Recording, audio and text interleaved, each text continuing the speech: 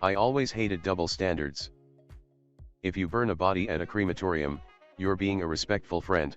If you do it at home, then you're destroying evidence. Well, today is one of the destroying evidence kind of days, and right now I'm having a cleanup day.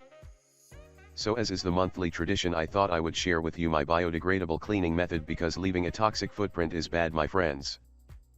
Today is rag visiting day, and hopefully I get the opportunity to give those lovable mouth breathers a few happy memories. So while taking a trip with shiny Charizard, I was passing over the desert when I suddenly spot a sand monkey. This little guy is apparently just sitting there like some pervert hovering around a school playground, and us being the upstanding citizen that we are, we can't accept that sort of behavior. So we place Happy Jr. on the edge of a cliff and go grab the mouth breather. Now I know what you're thinking, these dangerous people hanging around school zones is a tragedy, but let's be honest, say what you will about them, at least they drive slowly in school zones.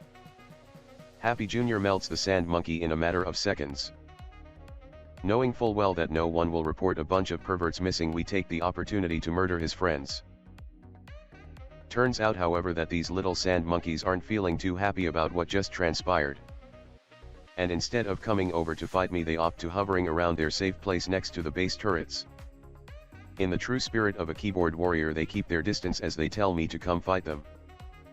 Now I consider myself a patient man, but even the patient can get bored from time to time, and full well being aware of my new fancy net gun, I decide to go and give the 2v1 scenario a go. I preloaded the net and wait for Peter Griffin to come pick me up. He swoops in and instantly gets netted. Gravity takes care of the sand monkey rider. Next we pop our parachute and grapple onto the ground. The frozen kitty rider does his best, but his lack of education is sadly showing as he mostly freezes the ground. I throw out my oversized Barney the dinosaur and start chomping away at the titty committee. Now you see, most people would have gotten on their Christmas decorated Barney the dinosaur themselves in this situation. However, being a kitty cat rider, I'm guessing diversifying his portfolio in PvP knowledge was never something he considered to learn.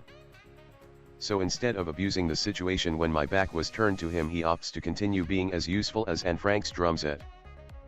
Having the opportunity to chomp on an imprinted Barney without a rider is about as good as it gets when being a griefer.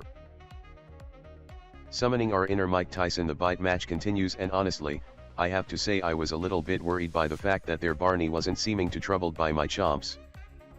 The kitty cat rider comes out and does his absolute best, but as is tradition, the guy has little impact on the outcome of the fight. Once the fight was over, I looted the lovable little corpse, and much to my surprise they were using a much better armor saddle than I had imagined they would have access to. Gen 2 charity strikes again, I suppose. The fight is over and we walk away more satisfied than Charlie Sheen after a tiger blood binge. We get Charizard to land and we safely make our way out of the fight. Respecting the fact that they might learn what netguns are, I choose not to challenge their sand monkey establishment. I will have to come back another time. There wasn't much talking in Global after the fight, so I left to visit other bases. Turns out a group has moved into Viking Bay Water Cave, and if that's not just the most beautifully innocent thought process you've heard, you better go get yourself checked up. Especially since this cave is one of the few spots where you can actually make a raft and just drive in. However, I choose to once again show my intellectual superiority by ignoring that logical thinking entirely, and ramming my good old Mr. Sokolot's innocent rump head first, so to speak, into the turrets. He proceeds to receive the slowest and most likely painfulest colon examination ever. And while this is happening, I suggest we take the opportunity to discuss that grammar of the word, colon. Have you lunatics ever read the Twitter posts people write when they mix up the spelling between colon and cologne? It's honestly one of the best things out there. So you'll casually see these people taking selfies next to their pillows or in bed with the hashtag I love smelling his colon, or my shirt still smells like his colon. I mean, these people that write these things are either the most honest human beings on earth or just suffering from dyslexia. Nevertheless, I hope they all find happy days in the future. Yeah, I'm rambling.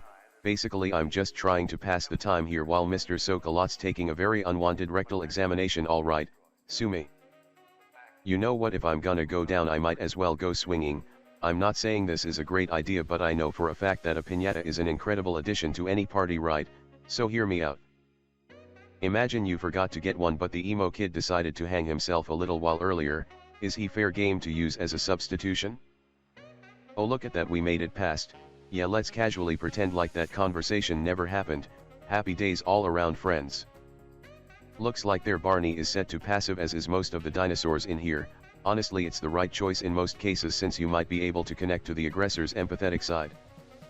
Sadly, however, now that Genesis 2 has launched and the difficulties of getting anything at all has been removed, my empathetical awareness is about at the same standard as Jeffrey Epstein's right now. Is that a goddamn tech bridge closing the gap between the main base and this platform? These goddamn communists.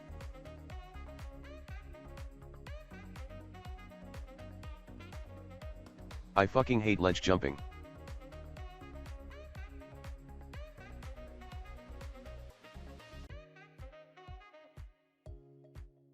I turn off the generator while trying to understand how a bunch of lovable bobs have had access to toys that I've never been able to get myself.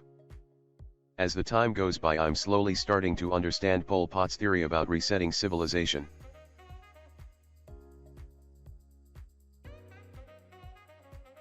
Tech bridge connected to a stone house with a tech doorway. Now don't get me wrong, I'm all for anarchy, but this is a little much. I readied my C4, but that was apparently not necessary, since obviously not even the damn doors are locked here. Not surprised at all seeing them French oven each other in a circle. I choose not to look into the misdemeanor too much and instead redirect my ambition to genocide, and honestly, it felt amazing knowing that one by one I was removing something that might have taken them more than 2 minutes to receive. Camera break. Got to make sure my photo album is properly stocked. Also, it's always good to have pictures of the location before the crime is done, so you can look all innocent. Like, no, Mr. Officer, I was here when it still looked nice and not covered in death. And just a little more murder. Big smiles, everyone. Perfect. Well, that more or less does it for the space. Just need to remove any evidence of the sodomizing crime that was done here. Best case scenario, there was a priest amongst them and the Vatican will send me a thank you note for cleaning up their mess. They can be at peace with their friend Toto now. Lastly, for those of you with an erection the size of Canada when looking and screaming about loot, here's a look at what we got this time around. All in all, decent, a few fun items to use.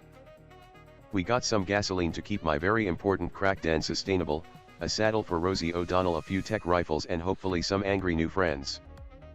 Now, that being said, that's more or less it for this one, so I hope you had a good time and wish you all the best. Remember to take care of yourselves and make sure to raid everyone you see. See you in the next one.